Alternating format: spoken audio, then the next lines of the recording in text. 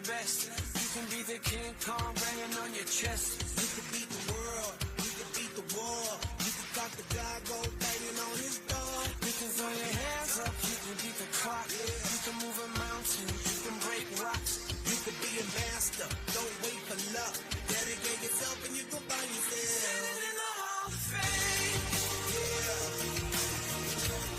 And the world's gonna know your name. Yeah. 'Cause you burn with the bright flame. Yeah. And the world's gonna know your name.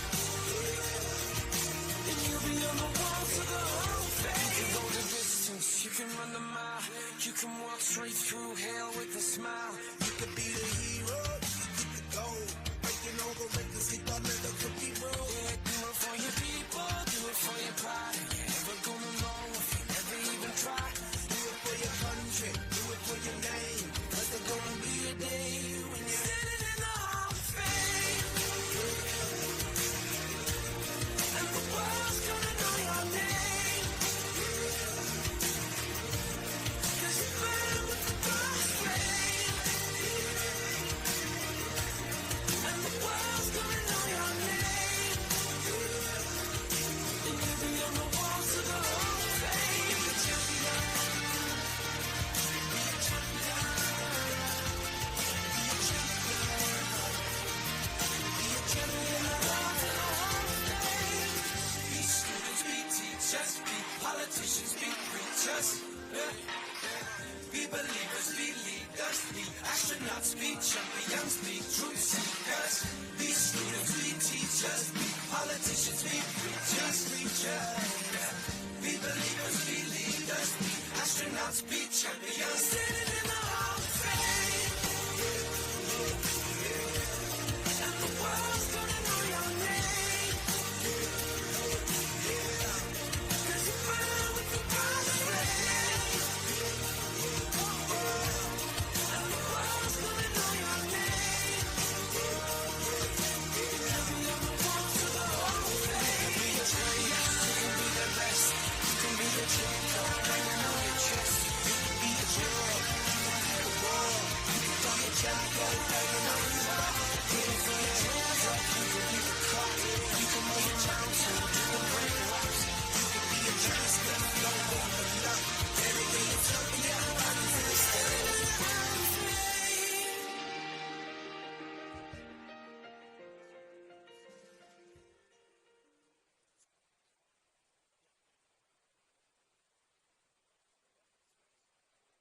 Ladies and gentlemen, the 45th and 47th President of the United States, Donald J. Trump. And I'm proud to be an American, where at least I know I'm free. And I won't forget the men who died, who gave that right to me. And I'd happily stand up next to you and defend her still today. 'Cause there ain't no doubt I love this land. God bless the USA.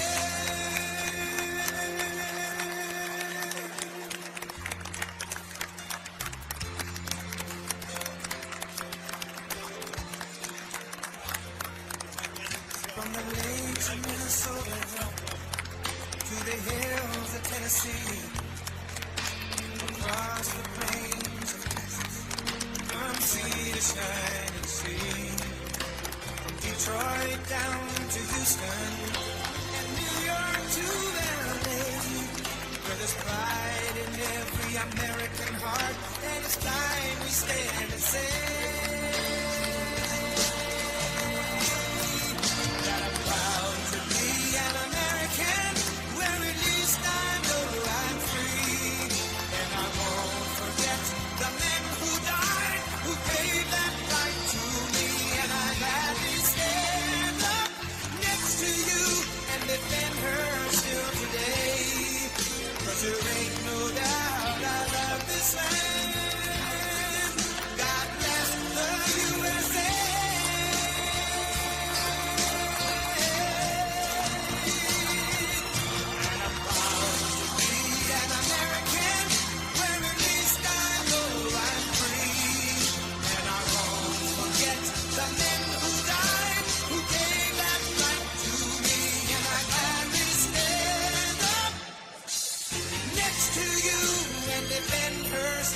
today. But there ain't no doubt I love this land. God bless the USA.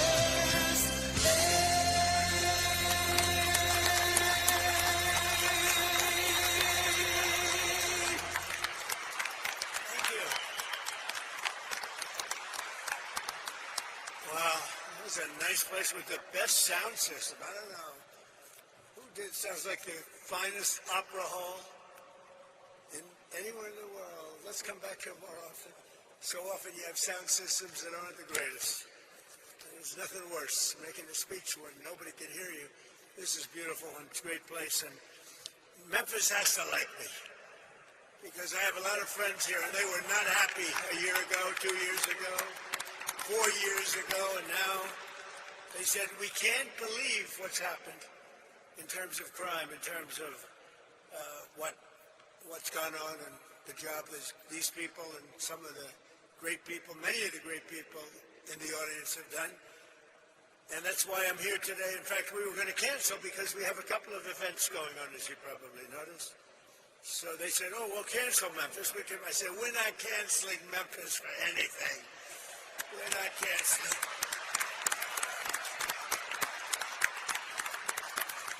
We're not going to cancel. So before getting to our important discussion this morning, let me provide a brief update on Operation Epic Fury, which is a very good name, as it turns out. That was a name. They showed me 20 names, sir. What name would you like? I didn't like any of them. And then I get toward the end, I said, you got to be kidding. What? Operation Epic Fury. I love that name. And it's very appropriate for what's taken place, if you know, in Iran, because we knocked out their Navy, we knocked out their Air Force, we knocked out their anti-aircraft, we knocked out everything. And we did it with fury, actually. As I announced earlier, based on preliminary conversations between the United States and Iran over the past 2 days, I've directed the Department of War to temporarily postpone planned strikes against major energy and electricity targets in Iran. They have very, very big, new, actually, and very expensive, billions of dollars it costs to build them. One missile, one of our powerful ones, and it comes down to the ground like it was made out of dust. But to determine whether a broader agreement can be reached, we've had very good discussions, very, very good discussions. And you have to understand, I know my whole life has been a negotiation, but with Iran, we've been negotiating for a long time. And this time, they mean business. And it's only because of the great job that our military did is the reason they mean business. They want to settle, and we're going to get it done, I hope.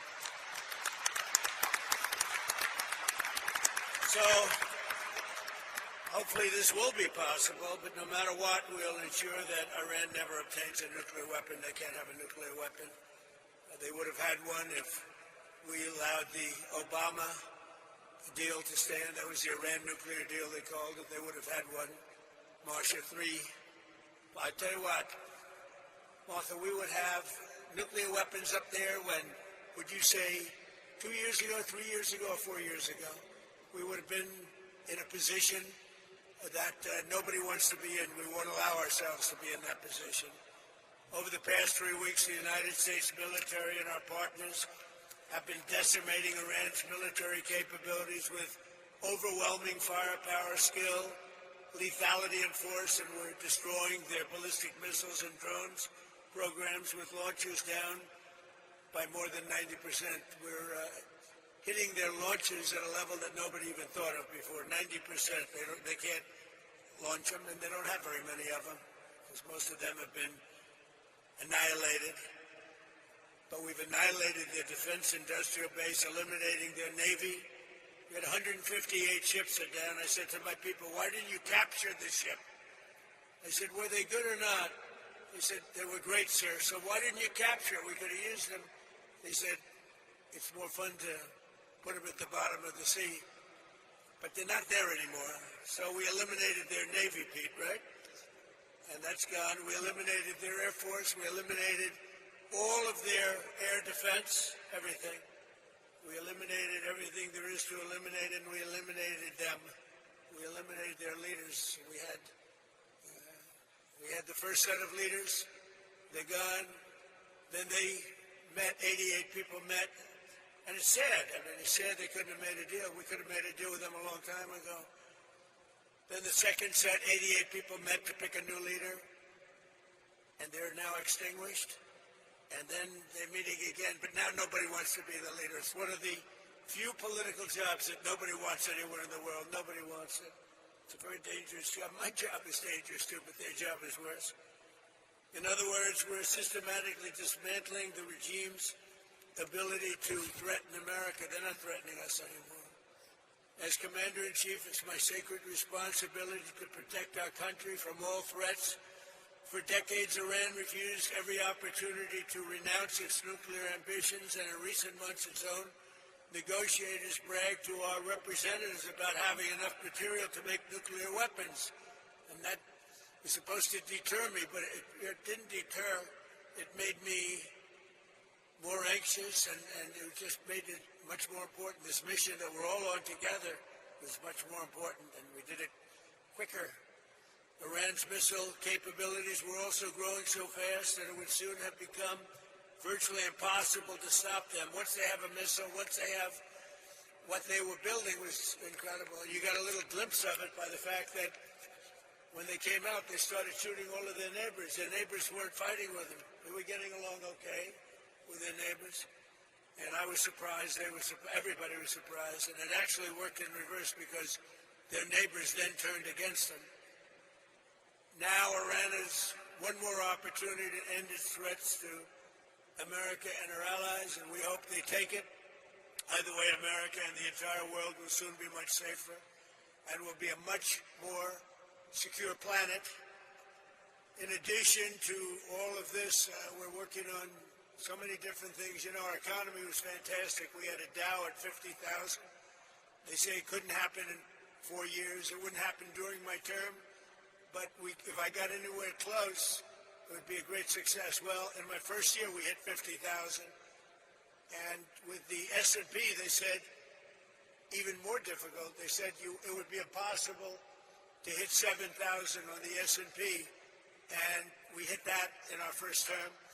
And then, unfortunately, I called Pete, I called General Kane, I called a lot of our great people. We have great people. And I said, let's talk. We got a problem in the Middle East. We have a country known as Iran that for 47 years has been just a purveyor of terror, and they're very close to having a nuclear weapon. We can keep going and get that 50,000 up to 55 and 60 is no end, or we can take a stop and make a little journey into the Middle East and eliminate a big problem. And Pete, I think you were the first one to speak up. And you said, let's do it, because you can't let them have a nuclear weapon. So we are now having really good discussions. They started last night, a little bit, the night before that. And I think they're very good. They want peace. They've agreed they will not have a nuclear weapon, et cetera, et cetera. But we'll see. You have to get it done. But I would say there's a very good chance. And it began when I said that we were planning tomorrow on shooting down some of their power plants, and we're not going to be able to hold that up. Hopefully we won't have to do it, and hopefully we can make a deal that's good for all of us, including the Middle Eastern allies that have been very good to us, including Israel. That's been a great partner in this fight. They've really been a good partner in the fight. They fought hard. But we'll see what happens. I think there's a very good chance we're going to end up in a deal. And so we're giving it 5 days, and then we're going to see where that takes us. And I would say at the end of this period, I think it could very well end up being a very good deal for everybody. As good as if we went all the way and just literally annihilated the place, which if we don't have to do that, that would be a good thing, not a bad thing. In addition, after the appalling lines and massive disruptions at major airports nationwide last weekend, I am again demanding that Democrats in Congress immediately end their disgraceful shutdown of the Department of Homeland Security and restore the full funding for airport security and the TSA. They are holding it up because they want to take care of illegal immigrants coming into our country. They want to take care of criminals that are in sanctuary cities. They want to take care of transgender for everybody, literally the mutilization of our children, men in women's sports. But what they don't want to do is give us anything to do with citizenship for voting or voter ID. Can you imagine? We're the only country that doesn't do voter ID. Every country does voter ID. You know, brought to my attention today that we're the only country that does mail-in voting. Mail-in voting means mail-in cheating. I call it mail-in cheating. And we got to do something about it all. And it's part of Homeland Security. And I'm suggesting strongly to the Republican Party, don't make any deal on anything. The most important thing we can have is what's called the Save America Act.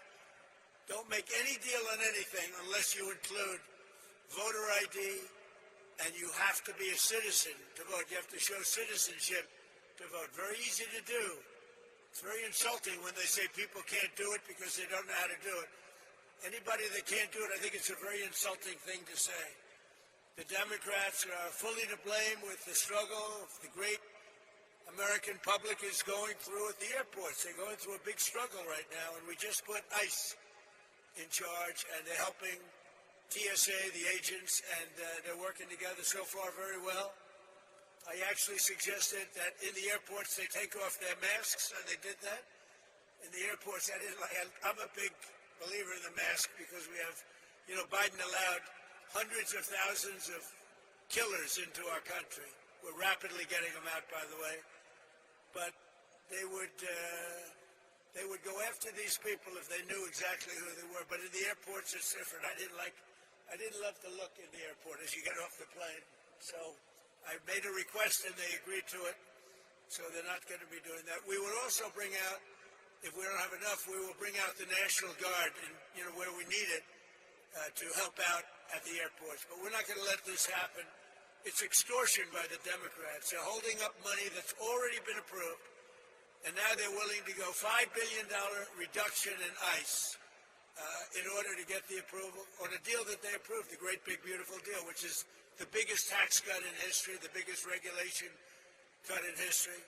They want to basically renegotiate a deal that they already approved, and they're doing it largely for a criminal element.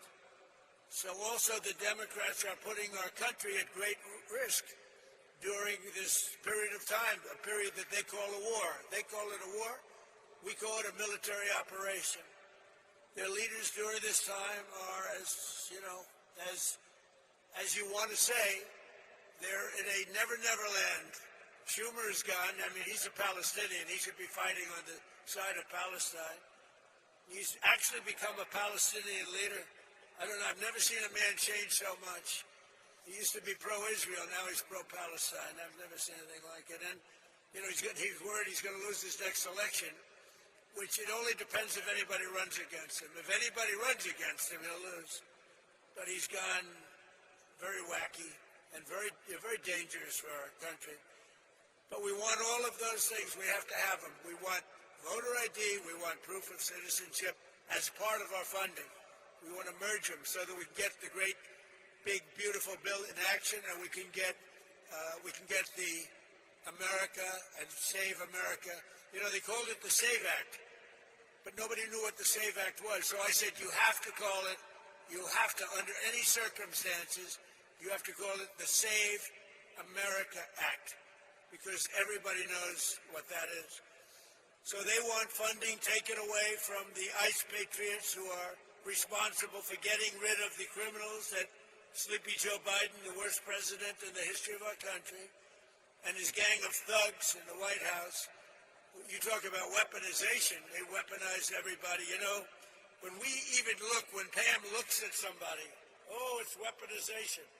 They've indicted me. What they've done to me and everybody else, it's a disgrace. They're the weaponizers. And what they've done to people, can never let that happen again. We can never let them get away with it again. They are the greatest weaponizers. Fortunately, it didn't work because here I am with you. So it didn't work out too well.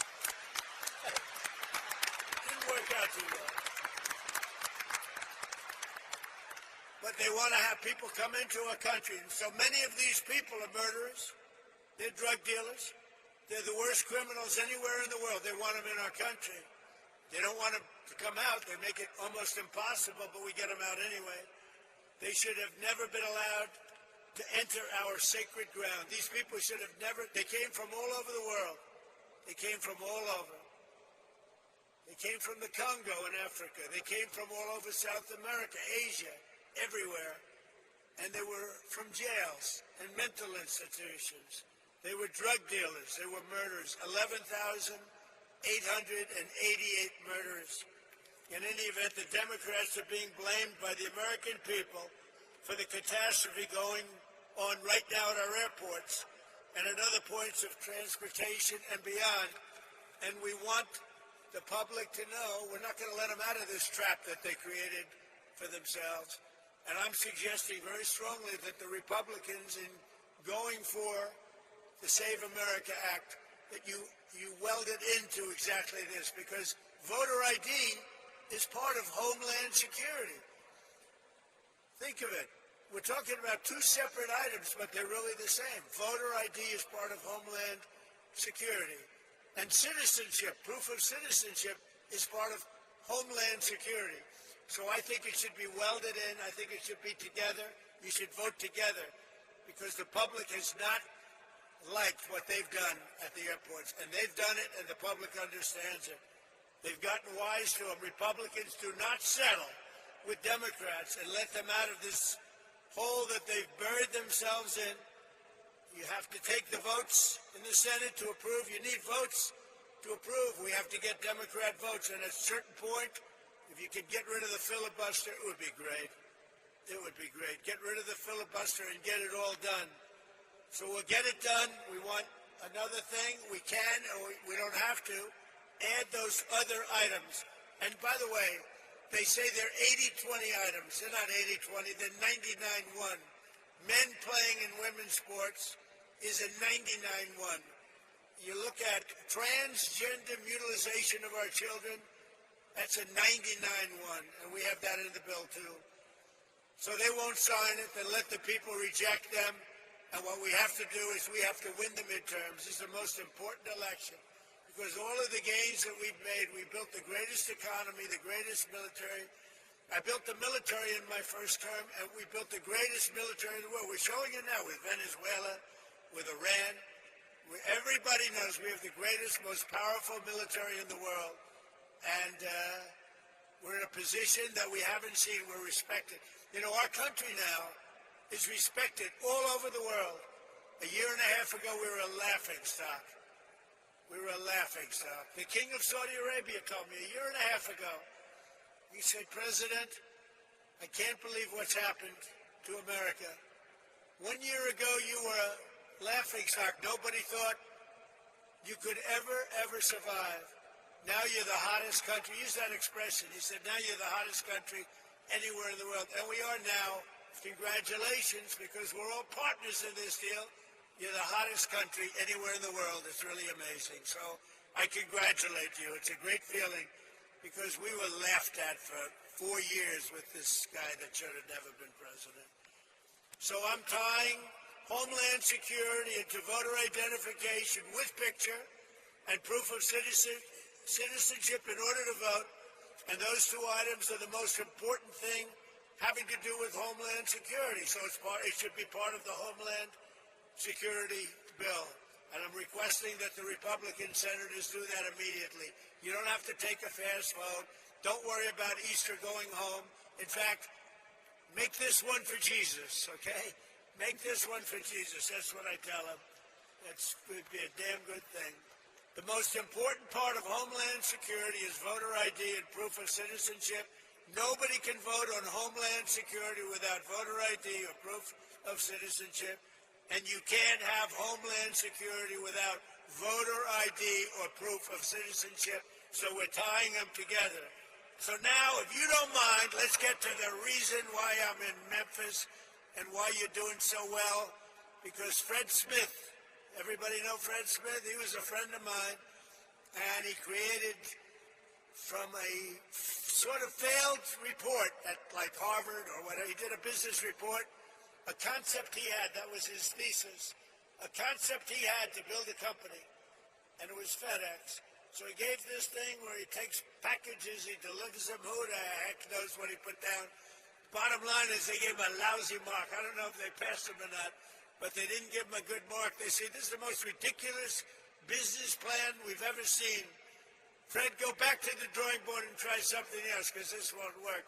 Well, he decided to go for it, and he built FedEx, and it's an amazing story. And he was a very good friend of mine. But he would tell me that he didn't know what to do about Memphis. It was so dangerous that they would have a board meeting, and the board members, they would demand it, that they could not walk 1 block to their hotel. You know the hotel I'm talking about. It was so dangerous. And now they tell me this is like an entirely different place. It's like Washington, D.C. In Washington, D.C., we had the same thing, and now it's amazing. Such an honor, too. If only more governors. Your governor called, and he said, we love it. Your mayor has been terrific. Your mayor has been terrific. But look at the results that you've got. Look at the results. And everybody should do it. You know, if I was Chicago, Pritzker, he's a failed governor. All he has to do is say, President, we're having a problem in Chicago. Could you come in and fix it? We'd have it fixed in 2 months. It would be good. It would be good in 2 months. It would be great in 4 months. You'd have almost no crime, but he can't do it, and it just keeps going the same way. So that's the reason I'm here, to tell you how well you've done, how well we've done. I mean, I just came in, and people greeted me, sir, thank you very much for what you've done. I said, oh, where are you from? Memphis. What did I do? You stopped crime, and your sheriffs are so thankful. And oh, you haven't seen it yet. You know, we've just been here a short while. In another 2 or 3 months, you can have, like, no crime. And, you know, we take these criminals. Is that our handsome senator down there, Bill? Is that our handsome senator, Bill? You got both of them down, but you're going to have a new governor here soon, I guess, huh? You're going to have a very new governor. Would you two stand up as senators? Please stand up. Two of the greatest people. Two of the greatest people. They never let me down, you know? Some let me down. They never let me down. Thank you. Last September, my administration launched the initiative modeled on D.C. Safe Task Force in our nation's capital. One of the most amazing things, I mean, I hate to say it, now I can say it, but our nation's capital was one of the most dangerous places on earth. People were being killed. They'd go in from Iowa. They'd go from Indiana to see the Washington Monument, and their parents would get a phone call they'd been killed, and it was happening a lot. It was really bad. And like this, actually, this was at a level higher, to be honest with you. It was really bad. But it was happening a lot, and now you walk down Washington, it's like everybody that sees me in Washington, we've been doing that another couple of months longer, everybody sees me in Washington, they say, thank you, sir. Thank you. And I immediately know what. You know, they can thank me for a lot of things. I said, are they thanking me for the economy? I know immediately. We have people working in the White House, young women. They walk, I would say normally beautiful young women. Ever since I got elected, I don't like to say that, because usually when you say a beautiful woman, isn't she beautiful? That's the end of your political career. So I never say that. But young women coming up to me and they're saying, sir, thank you so much. I know immediately what they're talking about. I say, how big a difference is it? They say, we walk to work. We were afraid to walk into an Uber. We were afraid to walk into a car. The car would be, it didn't matter. The car was being robbed when we were in the car. And it was much more than being robbed. Being robbed was the least of it. And we took out over 3,000 people. And you know, there's an expression that 90% of the crime is caused by 2% of the population. And when you hear that, you realize why we can do such a good job. We moved 3,000 people out, permanently out of Washington. These were career criminals. Many of them came in through the Biden open border disaster. They came in. They weren't there. They came in. They said, we want to live in Washington where they'll take good care of us, give us plenty of welfare. And we got them all out. We moved them back to their countries. Sometimes we put them in prison because they were so dangerous. In one person killed 4 people in a short period of time. Many of the people, 11,888, 50% of them in our country, they came from jails. Other countries opened their jails and let them into our country because Biden and his great border czar, the border czar who never once went to the border, never once called Border Patrol. But his great border, perhaps you've heard her, Kamala. Has anyone heard of Kamala? She was the border czar. That was like having nothing as a border czar. And they poured into our country and they made our country very, very unsafe. And the job that ICE and Border Patrol have done, they don't get the appreciation they deserve.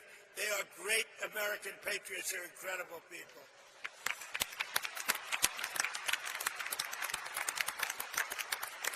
So we brought together 22 federal agencies, state and local police, and 1,500 members of the incredible National Guard to smash the grip of the violent criminals in this iconic American city. The city is incredible. People love it so much, but they're just fed up. They can't stay, and now they're staying. I had somebody backstage say, sir, I was ready to leave, and now we're staying.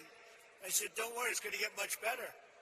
Just takes a little more time. Like our D.C. efforts, the Memphis Task Force has been led by our Director of U.S. Marshal Services, Gadi Seralta, who's incredible. Where's Gadi? Gadi, you are unbelievable. And I want to thank you for the work. He did a job in Washington. So when I heard Memphis, I said, I want the same guy that did Washington. Because that went, you're going to tell us when you get up which was more difficult, all right? But members known all over the world as the home of Graceland. You know I'm going to see Graceland after this? I think, is that right? I love Elvis. I never met Elvis. Everyone said, did you? I met them all. I met Sinatra. I knew all of them. I never met Elvis. Sometimes I feel I should tell the little fibs that I knew him well. I love Elvis, but I never met him. But I'm going to go see Graceland after this, I think. I'm sure it's not going to be a very long stay, but I want to see that. But for years prior to our involvement, Memphis had become known for something else, being the murder capital of the USA. That's not a good title. It was averaging far more than 1 murder per day, with a crime rate higher than Colombia, Mexico City, or Baghdad. In the year, I shouldn't be saying this, but here's the good news. It's been fixed, all right? I hate to say this because it's so negative. It's so negative. In the year before I took office, Memphis saw more than 12,500 violent assaults, 429 rapes, and 7,600 burglaries and armed robberies. And I mean, it was getting worse. This catastrophe was a result of years of local politicians, judges, and prosecutors who sided with violent criminals over law-abiding citizens. Basically, liberals, or now they like to go with the word progressives. You don't hear liberal. They're liberal. I don't like progressive because it's a beautiful word. You know, they use progressive because that's the only thing they're good at, politics, I guess.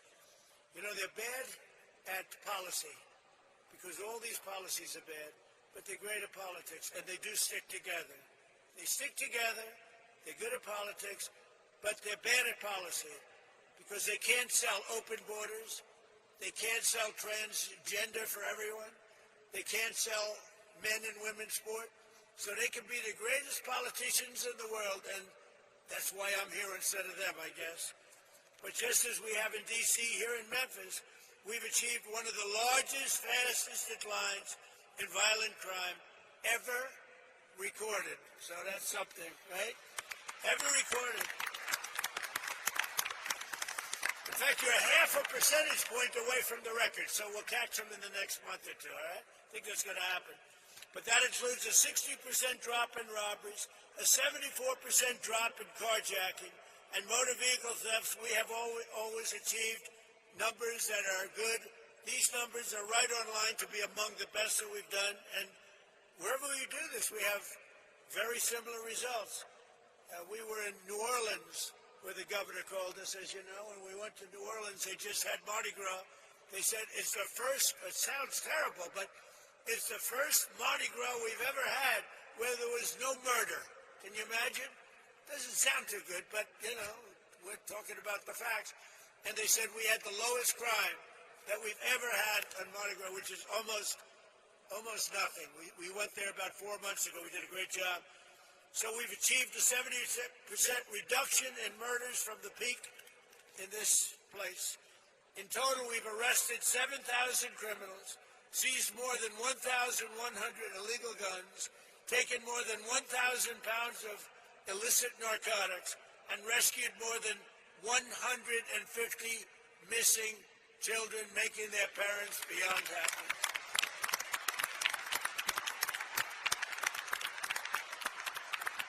So I'd like you to please join me in thanking, I tell you, every single law enforcement hero here today. We have a small number compared to what's doing the job, who helped make Memphis safe again. Memphis, just so you know, with all of the things we said, you have now developed a reputation as a city that's coming back stronger than any city in the country because of what's happened with crime and because your political leaders had the courage to do what they did. So I'd like you to also say a special welcome and hello to the Tennessee National Guard, the Memphis Police Department, ICE, CBP, the ATF, DEA, Homeland Security Investigations, the U.S. Marshals, the Tennessee Highway Patrol, and all of law enforcement. Everybody got together and they said, we're going to make Memphis great again. And they really did. It's so good. But, you know, I talk about how good it is. We're at 75%. Some people say 80, 81%. That still leaves 20%. You're going to be down in another 2 months, 3 months, I think, Addie. We're going to be down. We're going to be down to almost no crime. You're going to be an almost crime-free city. You're going to be so proud of it. People are going to stay. They're going to actually come back because you have everything going, but you had that one horrible cloud over your head. And essentially, people know it's happening, but essentially in another 2 months, you're not going to have anything. You're going to have a crime-free, a virtually crime-free city. So today I'm pleased to announce that the Secretary of War used to be the Secretary of Defense. We made a minor change. We like the sound of it better. That the Secretary of War has just signed a directive to ensure that all National Guard members serving on this task force, as well as in D.C., New Orleans, and our border security missions, will receive the same benefits as active duty troops because you deserve it. That's not fair. That's not fair.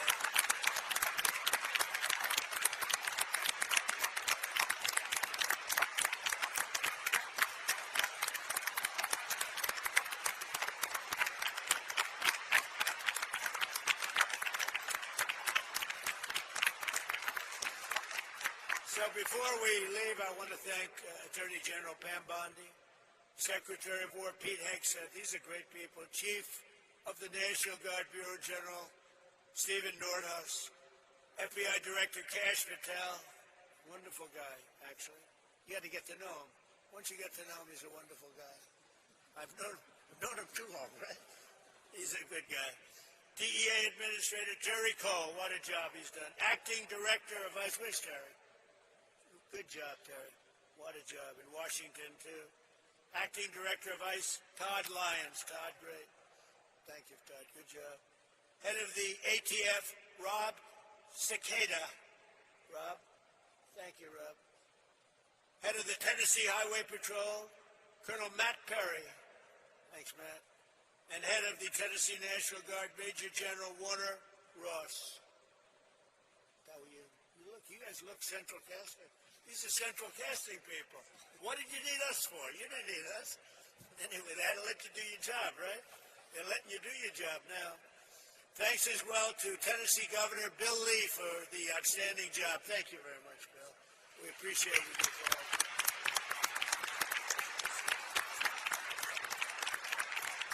Bill called me up. He said, we need a little help in Memphis, sir. Would you get over here, please? He said, I have no pride. We just want this thing straightened out, right?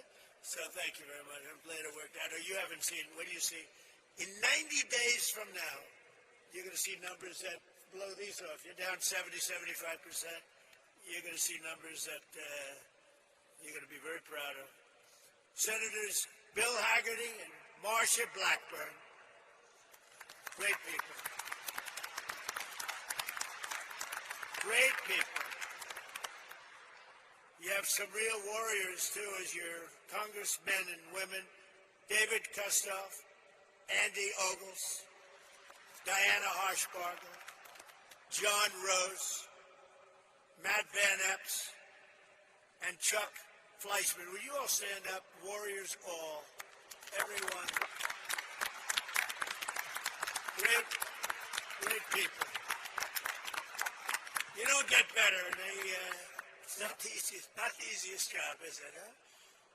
Speak of that, you know what I like about them? They're not 3 o'clock in the morning. Sir, I get a call from Mike Johnson, Speaker. Sir, we have a problem. What time is it, Mike? 3 o'clock, sir, morning. We voted 9. We need, it's always the same, you know, it's like 8 or 9. Sir, could you call them for us and see if you can get their vote? 3 o'clock, call them up. Hey, Jim, how you doing? Hello, sir, I'm not there. I'm not there. Well, you got to get there. 9 o'clock, you got to vote. Sir, could I have a little breakfast so we could discuss this bill? You know, like a perfect bill, like, you know, voter ID or something.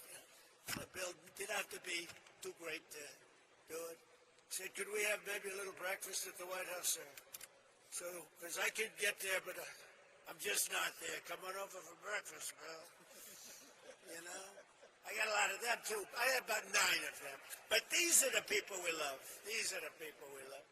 So I want to thank you all. Speaker of the Tennessee House of Representatives, and I hear this guy, I hear he's fantastic. Cameron Sexton, where is he? I have heard such good things about you. And you're working on a very specific bill right now. I know all about you. That's great. Let me know when it's finished. You know, you got to send me a copy, okay? That's great. Thank you, Cameron. You're doing a great job. Shelby County Sheriff Floyd Bonner. Thank you, Floyd. National President of the Fraternal Order of Police. Oh, that's a big one. He gave me his endorsement. Patrick Yost. Where's Patrick? He gave me his endorsement.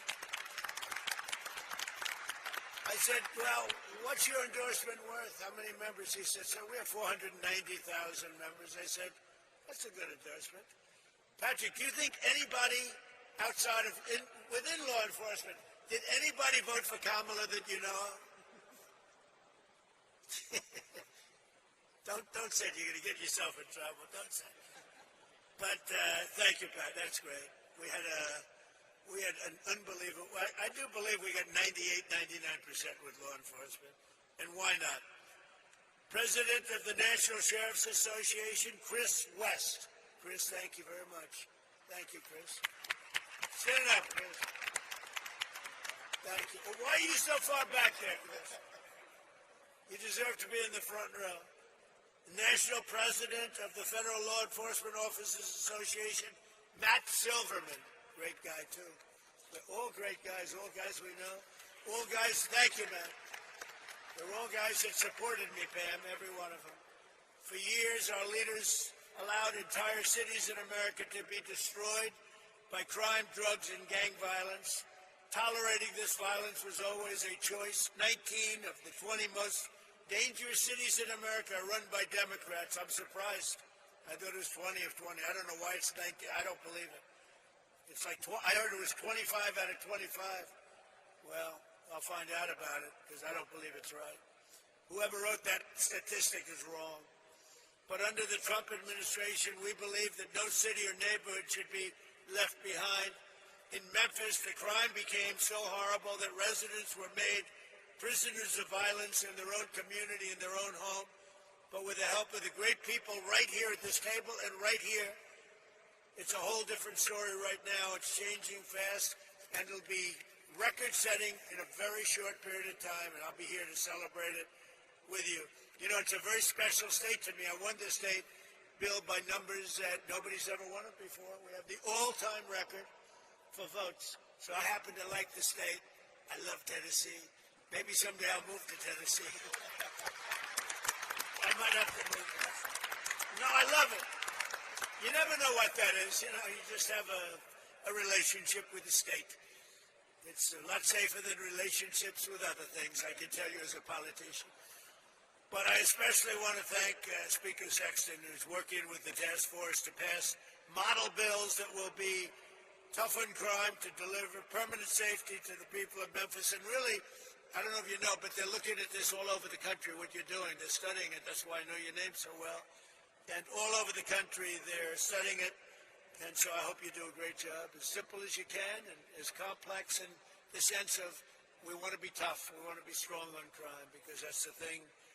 We want to have heart, we want to have fairness, but we have to be tough, because some of these people are bad people that should have never been allowed to be here. Since I took office, we have successfully arrested or removed from the country over 500,000 hard-line criminals. And under our leadership last year, the murder rate nationwide saw the single largest decline ever recorded to the lowest level in 125 years. That's something. That's something. And this is despite the fact that they allowed 25 million people into our country. Many of those people should never have been allowed into our country. So now I'd like to ask Director Gaddy Seralta, who's really a special guy, and I'd lived with him because of Washington, D.C. I saw what he did, but to say a few words. And congratulations for what you've done everywhere, but today we're only interested in one place, Memphis, Tennessee. Thank you very much, Gaddy. Thank you, Mr. President. Thank you very much. So good morning to you, and thank you, Mr. President. Today we celebrate the successes of this incredible mission and all our federal, state, local, and National Guard teammates who have contributed mightily to the Memphis Safe Task Force. Mr. President, it is an honor to be entrusted by you to lead this amazing task force as Director of the United States Marshal Service. Your decisiveness in responding to state and local leaders' requests for federal assistance is inspiring. It was just over 6 months ago when you signed the executive order restoring law and order in Memphis. At that point, the city of Memphis was overwhelmed with unprecedented levels of violent crime, to include some of the nation's highest per capita rates of murder, robbery, and aggravated assaults.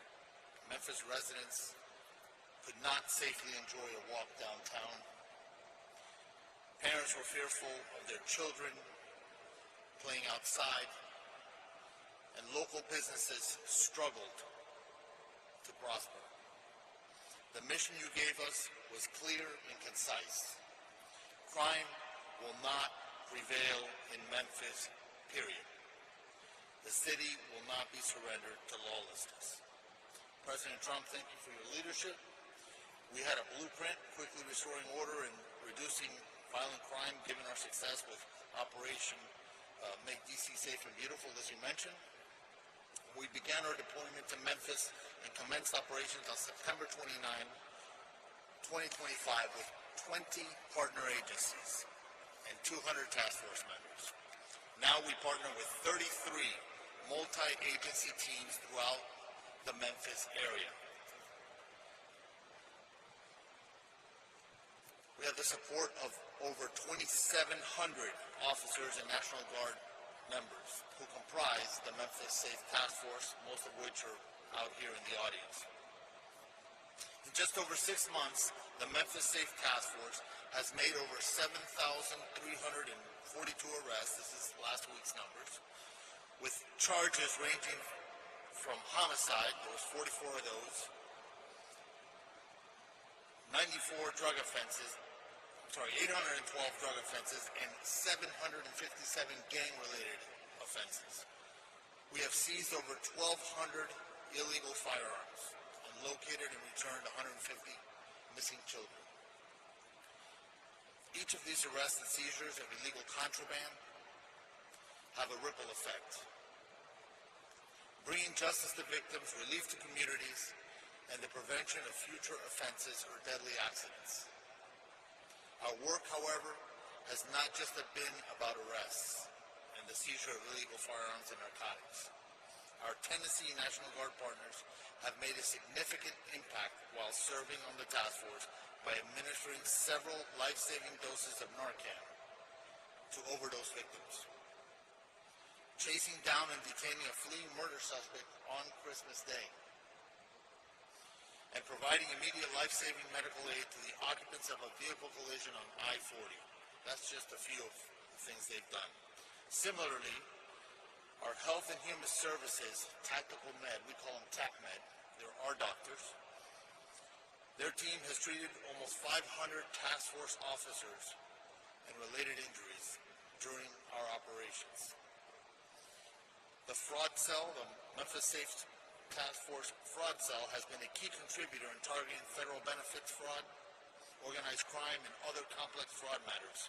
The fraud cell has more than 80 open investigations, 33 cases active with the United States Attorney's Office. Their recent efforts have resulted in 2 indictments of convicted sex offenders living in housing paid for by Housing and Urban Development, and 1 indictment for stealing benefits from a Social Security beneficiary. I would also like to recognize the work of Attorney General Bondi's incredible staff at the Western District of Tennessee. Their stats tell a remarkable story as well. They have increased the number of defendants charged by 221%, and the number of cases indicted by 204%. when compared to the same operational period last year. I see you smiling, Mike. Congratulations. Without question,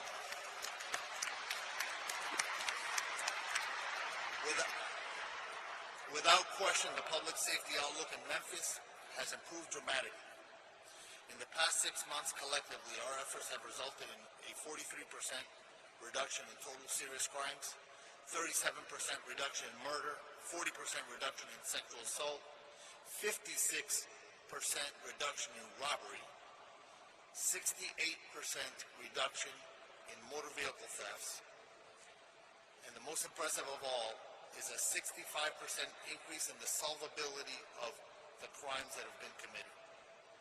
These numbers are so impressive that it's often easy to just recite them without reflecting on significant positive impact that we have had on lives of Memphis residents. The city's residents and visitors are now more likely to venture downtown, and our local businesses are rallying back.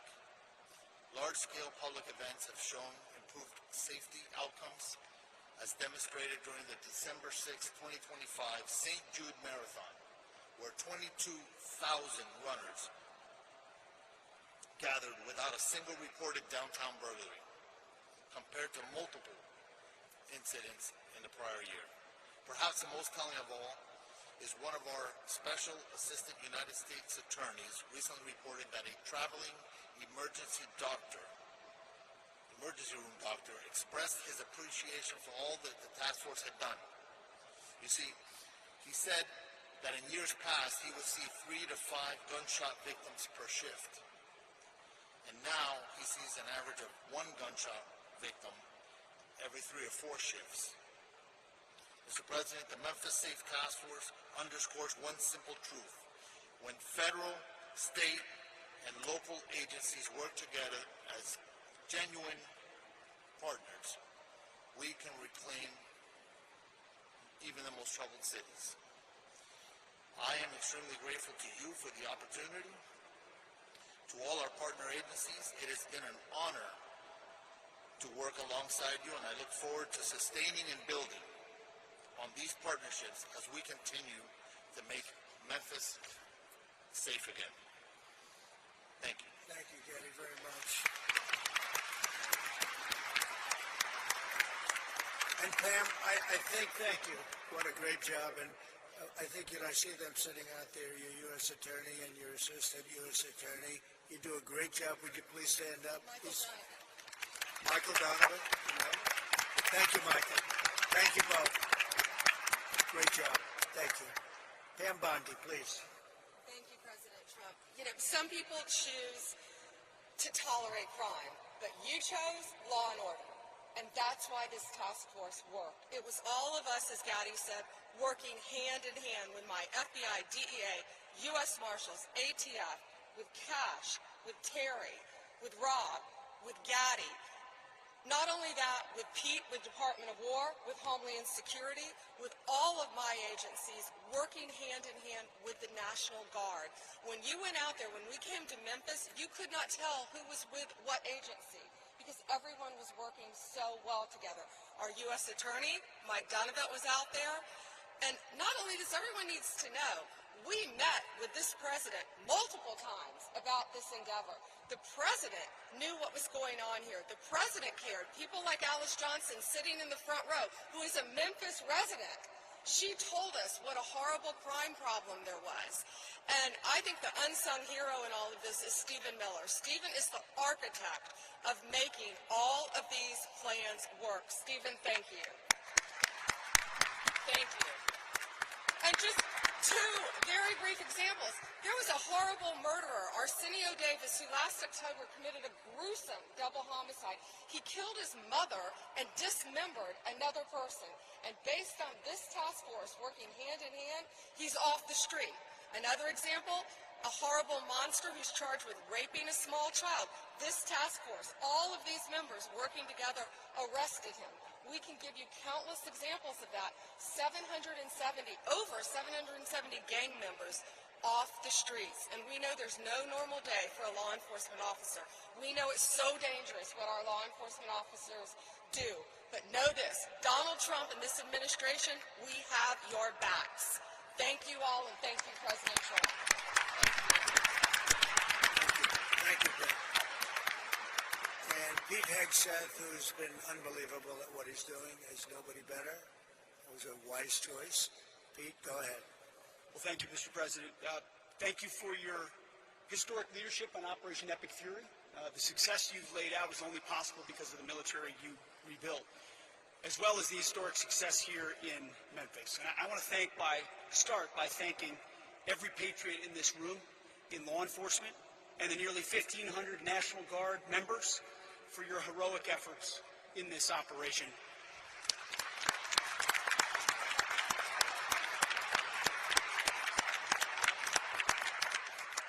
This is more than a task force. This is a statement not just in this city, but across the nation. When I look around this table, I'm looking at people that we work with every day, Governor, Cash, this team, the National Guard, Pam, Stephen, as was mentioned, Gaddy, the Speaker, at the federal level and the state level, working hand in glove. It doesn't happen any other way. You see, before President Trump, our nation was set on a perpetual course of decline. Our defense industrial base had been hollowed out. Our military had lowered its standard, prioritizing equity over merit and lethality. And right here in cities like Memphis, our people were focused on enduring just what seemed to be the status quo of rampant, vicious crime. Well, they let those cities burn to the ground, literally. In the name of hollow humanitarianism, weak leaders, and that's what it is, it's weak leaders, previously provided sanctuary for hordes of dangerous, illegal aliens who preyed on our most vulnerable. Soft on crime, defund the police nonsense, tied the hands of our brave law enforcement heroes while the bad guys ran wild. And the most basic tenets of public safety, the foundations of any civilized society, were labeled as too toxic to implement. Well, not under President Trump. Such engineered chaos combined with a wide open border, by the way, thank you for agreeing to sign that declaration for the Memphis troops, the DC troops, and the troops on our border. They'll now be paid and get benefits just like folks on active duty. Thank you for that, Mr. President. It's an important step of demonstrating how serious this mission is to the Department of War. It's common sense. And it was that same common sense that brought President Trump back to the White House. People were sick and tired of the never-ending crisis. And under President Trump, we will not allow depraved, suicidal ideologies to destroy our great cities. No longer will we sit idly by while illegal aliens and savage criminals rape murder, and poison the good people of this country. Because every American, without exception, is entitled to safe, clean, and beautiful cities. Cities where you can walk in peace, cities where law enforcement can do their job. And to that end, the Department of War stands shoulder to shoulder with state and federal partners so that our streets can be defended once again. Kind of like the visual I'm looking at right here. I see a lot of civilian leaders and police, law enforcement leaders in the front, and who's behind you? Men and women in camouflage, having your back every single day like we do in this mission. So thank you for working tirelessly to protect this state and restore law and order, and the results, they speak for themselves. That your presence has led to a massive reduction in crime, a reduction the good citizens of Memphis deserve. So thank you, Mr. President, for your leadership in restoring street by street, neighborhood by neighborhood. You are saving Memphis, Tennessee, and the country, and we're grateful for it. Thank you, Mr. President. Thank you, Peter.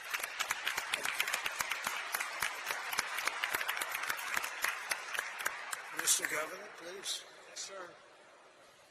Welcome back to Tennessee, Mr. President, especially to the iconic, great American city that is Memphis. We oftentimes say Nashville's the heart of Tennessee, but Memphis is the soul. And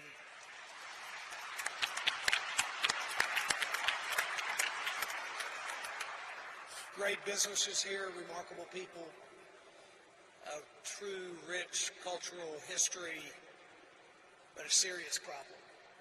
And I want to tell you, even for me, today's a very important day, even personally. I'm a man who has loved this city all of my life. My grandparents, my mom born and raised, my family here. As a young kid, spent time with my cousins roaming the community, the neighborhoods in this city. But sadly, for decades, that was not possible for children to do safely anymore. And to watch this great city be plagued by crime like it has for decades was a very tough thing for Tennesseans to do. But as was said earlier, what's happened in the last 6 months has changed that story entirely. And because of your leadership, Mr. President, putting together the Memphis Safe Task Force, putting these people, this leadership team in place, funding and making possible resources that have never before been made available to a city like has been made for Memphis.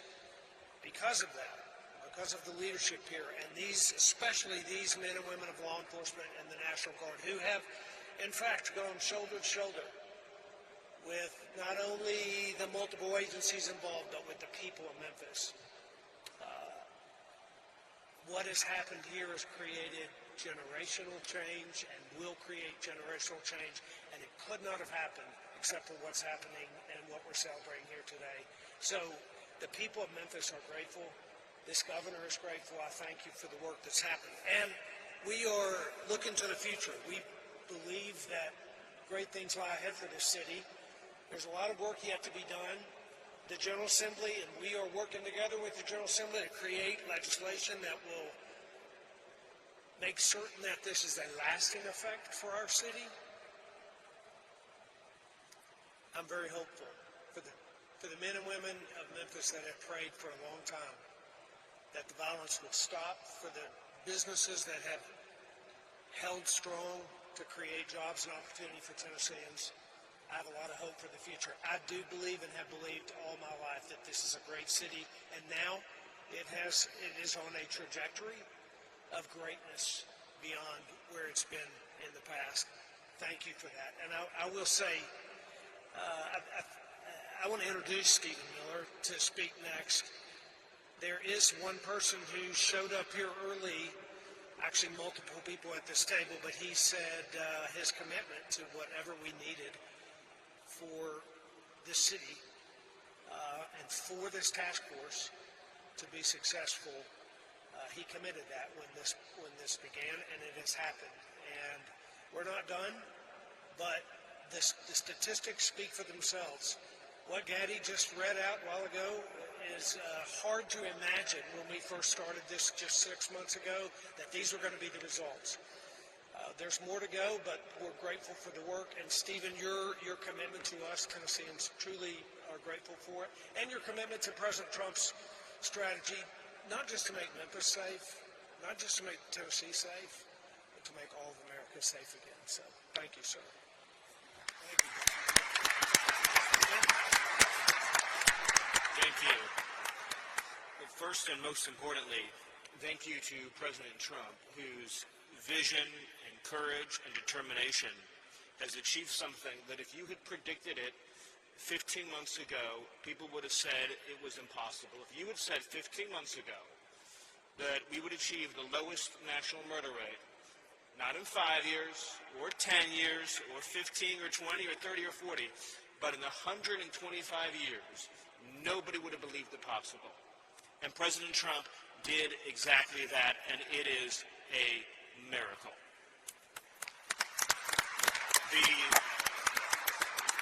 Just think about this for a second. Under President Trump's leadership, the largest reduction in murders in American history, the largest reduction in violent crime in American history, the largest reduction in drug overdose deaths in American history, the largest reduction in fentanyl in American history, the largest reduction in illegal immigration in American history, and the largest number of criminals arrested, removed, or deported in American history, all done in 1 year.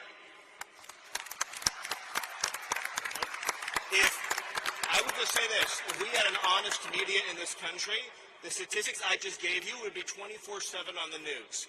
Nobody could have ever predicted such an achievement would be possible. The second thing I want to thank President Trump for is assembling the greatest national security and public safety team in American history. Because President Trump believes in merit, in competence, in people who get things done. So you look around the table of who President Trump chose for these jobs. You start with Rob, or Gaddy, or Pam, or Pete, Cash, Todd, Terry, the whole entire team. What President Trump put together has never been rivaled in history. And that's how you get things done. He chooses people based on their skill, their competence, their ability, their determination, their dedication, and their loyalty, and you're seeing the results. So I just want to again thank President Trump, and of course thank the governor as well, who picked up that phone, called President Trump, and said, I want you to help make Memphis safe, although I bet the governor would agree he could never have imagined this safe, this quickly, this many people behind bars.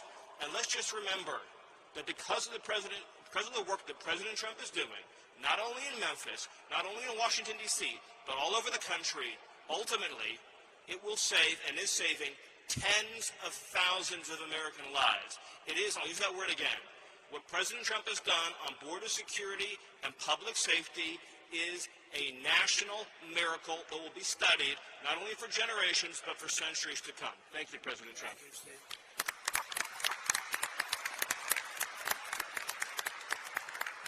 So, Cash, see if you can top that. I don't know. That's a tough one, Cash. That is tough.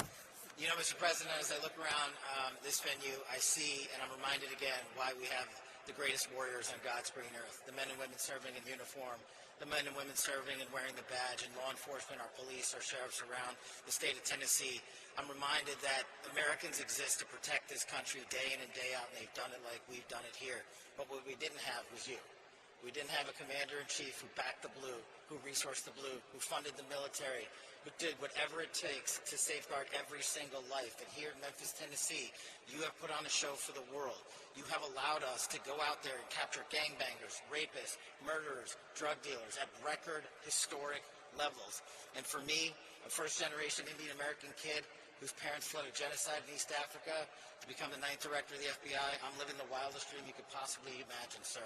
But it's thanks to you. But more importantly, what I see when I look out across our great partners here in the interagency, and our great legislatures, and our great prosecutors, and our great attorney general who has the guts to go out there and make arrests, turn them into prosecutions, and put people in prison, you are giving that dream to every single child in the state of Tennessee. You are inspiring the nation and law enforcement to come up and wear the badge and wear the colors of this country and safeguard our men and women for generations to come. This is an enduring mission, Mr. President, because you have made it enduring. It is going to go on for generations to come. They are going to try to achieve what you accomplished here, what Stephen said, in just one short year, and they're going to be doing it for decades because America was smart enough to elect you as our commander-in-chief. So while we're out there fighting for the dreams of our children, just know, Mr. President, how many millions of dreams like mine are going to be lived thanks to your brilliant leadership. Mr. President, thanks for delivering America the safest country on God's green earth. Thank you very much.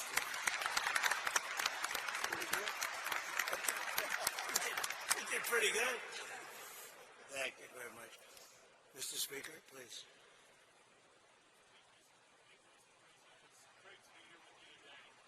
And obviously we're in the hottest country, in the hottest state, and now the hottest city for you, so we appreciate your leadership in that endeavor. Also, it takes strong leadership, Mr. President, to do what you do. We thank you for that and have a strong team as well. But I'd like to say that I appreciate how resolute you are in your belief and your attitude. And I think that's a testament to making America first. Also, I want to thank you for delivering freedom. When we talk about crime, a lot of times we talk about normalcy. But people get used to high crime. They don't understand what low crime is. And in this city, unfortunately, it became a normal thing to see high crime. But you deliver freedom to the residents here in Memphis, as well as Governor Lee did. And it's as little as watching a kid or a child who said they had a bicycle in their living room, and now they're able to ride it outside. We take that for granted. We take that freedom for granted, but because of you, now here in the city of Memphis, kids can ride their bicycles outside, which they never had experienced before. And now, what has happened when you have freedom, Mr. President, you have opportunity. You now have hope, you get independence, and then comes prosperity. And that's what making America great is all about. They can be anything they want to be. It doesn't matter where you start out. You can end up wherever you want to be, and that's exactly what you're doing, Mr. President. And we can talk about crime statistics, but I want to thank you for saving hundreds of lives. And I mean by saving hundreds of lives is those individuals who were not shot and killed in the city of Memphis. Those are saved lives that have something else that God's going to give them to do in their life other than be a crime statistic. It's your short period with your team's approach, there are 10,000 less victims in the city of Memphis. Think about that. That hundreds of lives saved, 10,000 less victims. That is an accomplishment that you have never seen in this aspect.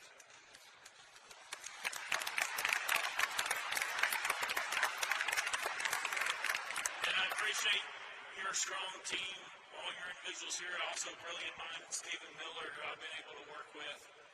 And we are working, as you said, on legislation, not only illegal immigration that we're going to lead the country in, which is working its way through the General Assembly, but we're going to Soros-proof the state of Tennessee once and for all.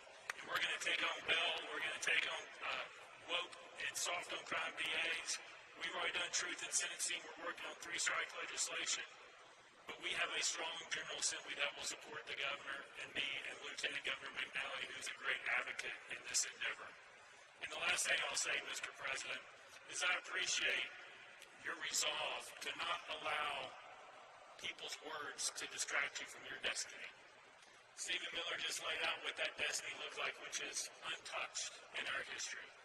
Thank you for being resolute and not allowing those who want to take you down or to cause you harm to allow you to continue fighting forward to make the America what we know it can be, as well as the city of Memphis. Thank you very much, Mr. President. Thank you very much.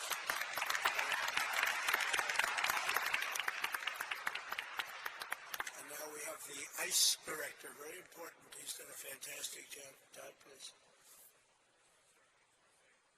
Law enforcement officer, thank you for letting us do our job.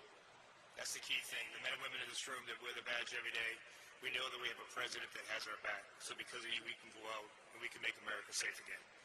But honestly, sir, if you just look at what we did, this is what happens when strategy actually meets execution. Your model is delivering real results, securing communities and making neighborhoods safe. And if more cities would just take the lead and have the strength and constitution like the governor does to make their major cities safe again, this is a prime example of how to do it. This is a direct reflection, sir, of the model that you put in place. This and the Homeland Security task forces that you put into action with your executive order are really what's going to make a difference in this country. You know, one thing, and Gaddy brought it up, was the Memphis interagency fraud cell. That's key to your promise to the American people that honest Americans that need that funding will get it. What we're doing is we're having a reduction in fraud when it comes to SNAP benefits, mail fraud, and Medicaid fraud. And that's key and important for true Americans that believed in you that you're going to make a difference to make this country great again. While this wasn't an immigration-led operation, sir, we did have 619 illegal aliens arrested, 7 of those which were Venezuelans that were paroled into this country or TDA gang members, 1 El Sal that raped a child, and another Honduras male that raped several children. Because of your leadership, we were able to get these violent criminals out of our neighborhoods. And sir, Memphis going forward is going to be an example, as Mr. Miller said, for decades to come. So on behalf of the men and women of ICE, the special agents of Homeland Security, we thank you for your leadership. Thank you very much, Ed. And just, if I might, so you're at the front of the storm. The Democrats have caused lots of problems at the airports and all other places too. We shouldn't be in this position, especially when we're in conflict elsewhere. But how are you doing, and how is ICE doing at the airports and helping out? Oh, you know, sir, just have the opportunity to help our other fellow officers at Department of Homeland Security. We're doing great. We're going to make sure that your promise is kept, that we're going to help those lines move, and we're going to make people safe. And no one should be nervous to go to the airport because we're going to make sure that every traveler in spring break has a safe journey. Great job. You're doing a great job. Thank you very much. Rob Scada, please.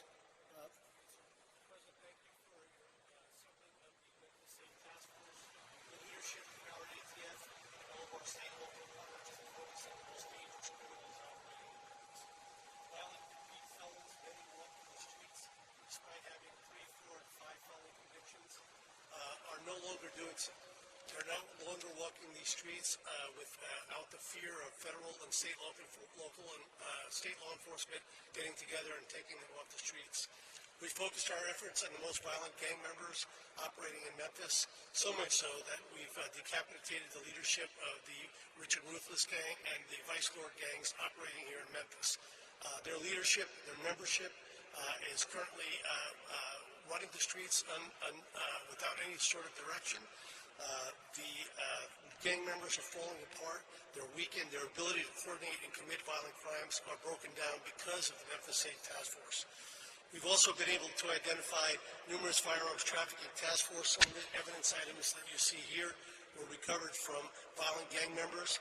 Many of these firearms were converted from semi-automatic weapons to be able to accept machine gun conversion devices, which now allow these rifles and pistols to shoot full auto. Those weapons were used by the gang members to terrorize this community and commit numerous homicides and numerous aggravated assaults. Those networks were identified and removed from operations. One in particular was operating three 3D printing machines, making machine gun conversion devices in his house when search warrants were executed by ATF and our Memphis State Task Force partners. We are continually focused on preventing violent crime. In one instance, while we were out of patrol with our state and local partners, our agents responded to a shooting that had just occurred and located a victim that sustained serious gunshot injuries.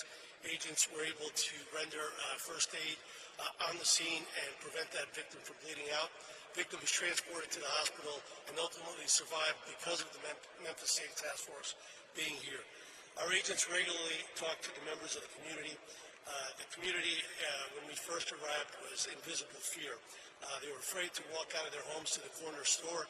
They were afraid to sit in their front yards because of being in fear of being victimized of a drive-by shooting. Those people are now approaching our agents and our partners, thanking us every day for being out there and taking the fear away from them so they and their family members could walk their communities and sit in their front yards and talk to their neighbors without fear of being killed or shot. So thank you for your support of law enforcement and for creating the Memphis State Task Force. Thank you, sir. Thank you, Robin. You do a fantastic job. Thank you. One of the best crime fighters I know from personal experience, because I've watched him more in D.C. than here, but I get the reports on what's happening in Memphis, and Terry Cole. please say a few words. Great job. Mr. President, thank you for your leadership. It's given law enforcement the tools and the support to take this fight directly to the local street gangs, but also the cartels, the designated terrorists that are killing Americans. Your leadership is attacking not only the local street gangs here, but it's attacking the cartels in Mexico. It's attacking the cartels in Venezuela. It's attacking the cartels in Colombia and Ecuador. And it's setting the example for the world to see that they are designated terrorists. They are fueling the violence in our streets. The DEA, along with our local task forces, are disrupting the supply chain, dismantling networks, and saving American lives. This is America first. This is Americans first. The DEA is proud to stand along with our federal, state, tribal, and local partners here in Memphis with our amazing military and National Guard. The work has just started, Mr. President. We will take the battle wherever the battle leads us. But one thing can be rest assured, after you take Maduro out of Venezuela, after you take Menchu out of Mexico, after your diplomatic pressure forces the Mexicans to make a record seizure last week of 270 kilograms of fentanyl that was destined for the United States, this is truly due to your leadership. It's due to your partnership with law enforcement that enables us to do our job. A few small seizures from this task force is represented in front of you. Close to 190 kilograms of cocaine, close to 50 pounds of methamphetamine. But more importantly, this task force seized enough fentanyl to kill in lethal dosages close to 20 million Americans. 20 million Americans. In a separate case just outside of Memphis, working with our state and local law enforcement partners, we seized another 25 million lethal doses of fentanyl that was heading to our cities, heading to our streets.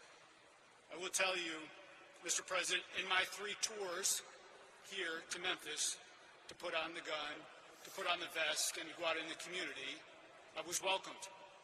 I was welcomed not only by an amazing Highway Patrol colonel and his team, but I was welcomed by the community. I was invited to front porches. I was invited to an ice cream social. But that was in between the hard work of the men and women of the DEA and this task force that we're conducting daily. See, personally, I served 4 search warrants with the amazing men and women of DEA and the Memphis Police Department and Tennessee Highway Patrol because I believe in the mission of where you lead from the front. So thank you for giving us at the DEA the power to do our job again.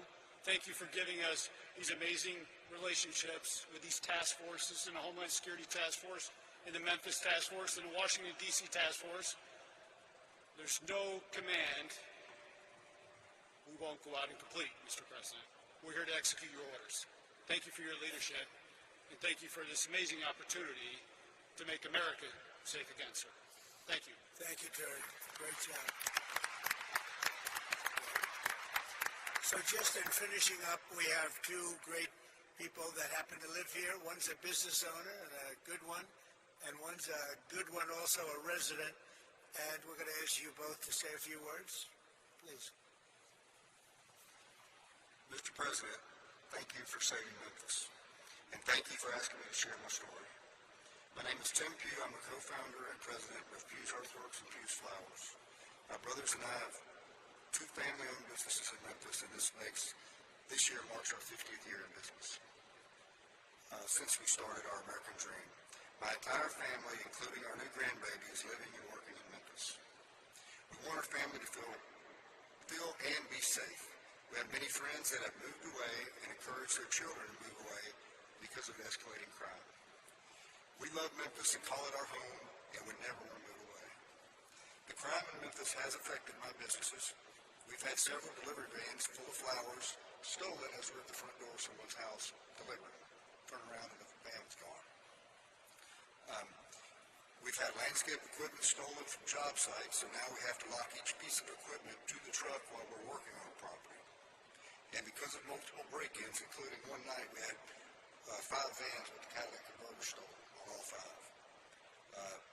Due to repeated theft, we had to install an electric fence and multiple cameras around our main store to prevent this theft. All of this adds significant financial burdens and man hours. In the spring of last year, members of one of my landscape crews were robbed at gunpoint. This type of action became too normal in this city that I was raised in, and honestly, I felt that we were on a path of no return. How could we continue to operate our business when theft was rampant and, God forbid, lives were lost? Thankfully for you, Mr. President, we don't have to live and operate that way anymore. We have a great police force in Memphis, but they just needed reinforcements to get the crime under control. So thank you for bringing in those much-needed reinforcements. Our mayor is doing a good job. Each week he's sending out emails of the progress. And just last Friday, he reported that crime was down well over 40%.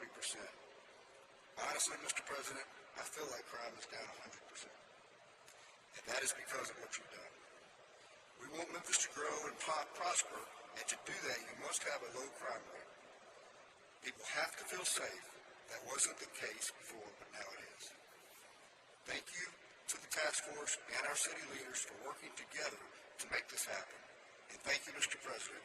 Memphis owes you a lot of gratitude. Thank you. Thank you very much. Thank you. Great. And your business is doing well. That's great. It's going to get better and better. You watch. Thank you very much. Delisha? Thank you so much, Mr. President. It is a complete honor to be here with you today. Thank you for saving Memphis. My name is Delicia Ballinger, and I'm a lifelong Memphian, and I'm a mother. And I wanted to speak with you today, not just as a citizen, but as a mom who's lived through what Memphis has become. I remember a different Memphis. I remember when the city felt alive, when families didn't have to think twice about safety, when kids could just go outside and just be kids. We had places to go, things to do, and a sense of pride about where we come from. But over the years, that Memphis has faded, and what it's been replaced with was fear. Before the Memphis Safe Task Force, I just didn't hear about crime, I lived it. I watched friends and people that I love lose their lives to the senseless violence. I've attended funerals that never should have happened.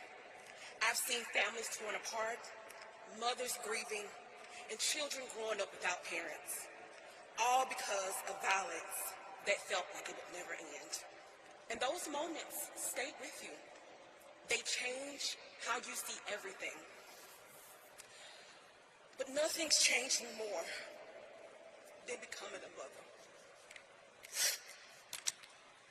Because now, it wasn't just my life that I was worried about, it was my children. There were days where I wouldn't let them go outside, not because I didn't want them to, but because I was afraid what would happen if I did. And the fear of stray bullets, the sounds of gunshots at night, constantly wondering if they were truly safe. And that fear became real in a way that no mother should ever have to experience. At just 5 years old, I could have lost my son.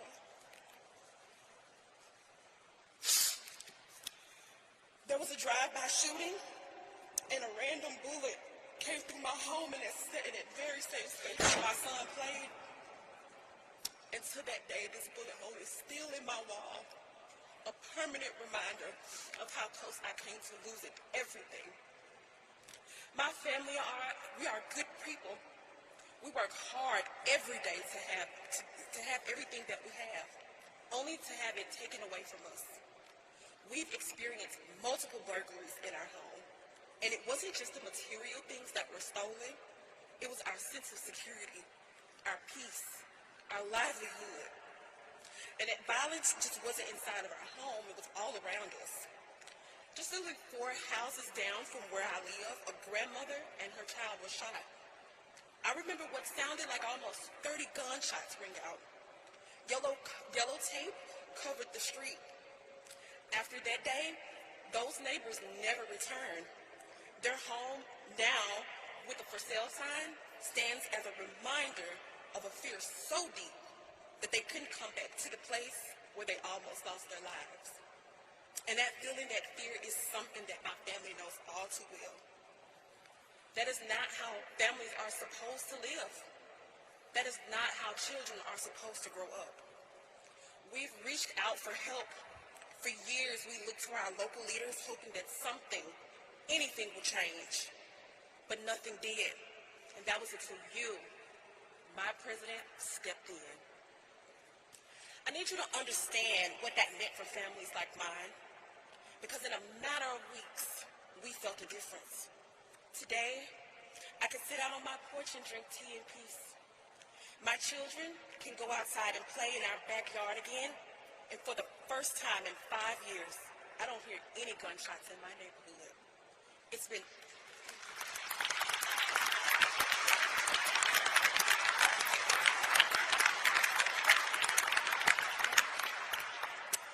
almost 6 months, and it's like a whole new world. That silence means everything to me. It means safety. It means peace. It means that I can breathe again as a mother. What years of waiting couldn't fix, you did it in just 3 weeks. And I'll never forget that. My family will never forget that. And what's even more powerful is that that impact did not stop there. Because of the Memphis Safe Task Force, it has sparked continued efforts right here at home, like the Make Memphis Matter movement, led by the incredible, the most awesome State Senator Brent Taylor, starting in 2023, who is putting his best foot forward every day to continue the mission to make it a safer Memphis and to hold our SOARS-backed DA accountable at a state level, and partnering with amazing Senators Hagerty and Blackburn on the federal level. And it's because of leadership like that, I believe that Memphis can become that place that I once remembered. So from the bottom of my heart, thank you. Thank you for seeing communities like mine. Thank you for taking action. Thank you for putting Americans first, especially right here in Shelby County, Memphis. Because this isn't politics for me. This is my life. This is for my children. In fact, President Trump, my son, my beautiful son, is here today, and he would like to wave and say thank you because now he's free to live a normal childhood. Brandon, stand up for me, baby.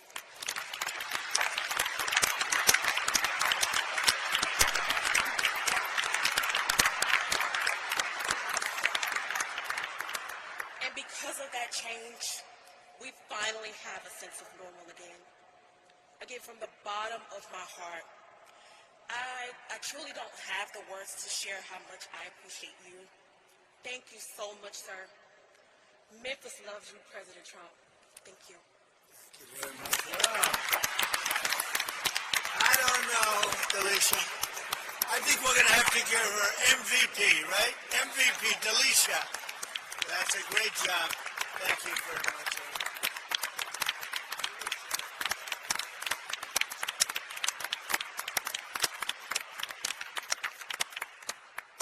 I think she has to run for office. Would you like to become a Republican?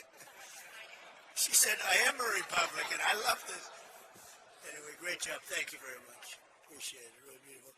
So you're going to see some fantastic results. You already have, but you're going to see some numbers that are going to bring you into a level that few cities attain.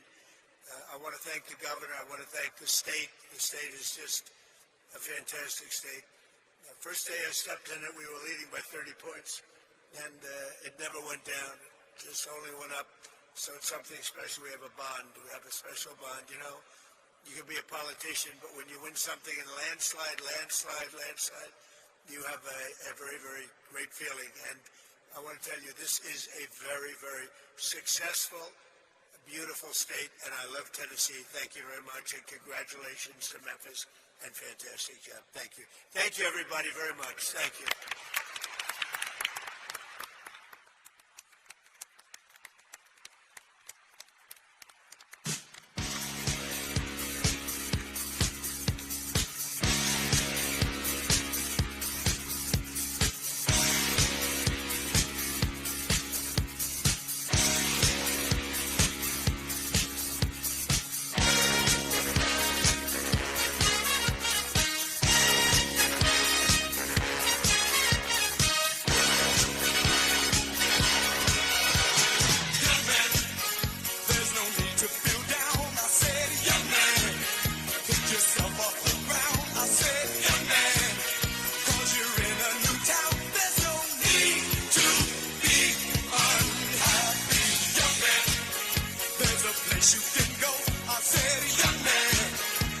short